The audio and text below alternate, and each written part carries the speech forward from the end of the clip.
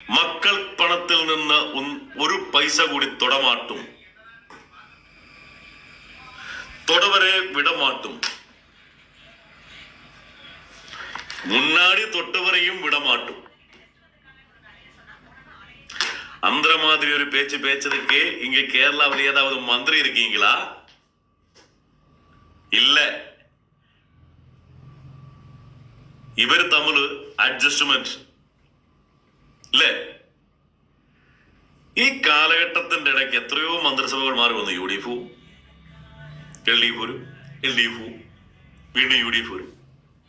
ഇപ്പം കുറച്ച് BJPക്ക് അവിടെ കിട്ടിയിട്ടുണ്ട് അല്ലേ?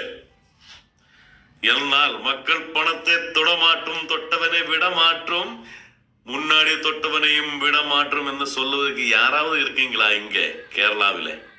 இல்ல.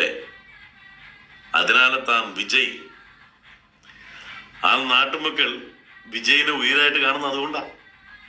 ഇതിനു മുമ്പ് കുറെ സിനിമ താരങ്ങളൊക്കെ വന്ന് മത്സരിച്ച് തോറ്റുപോയില്ലേ? എന്തുകൊണ്ടാ?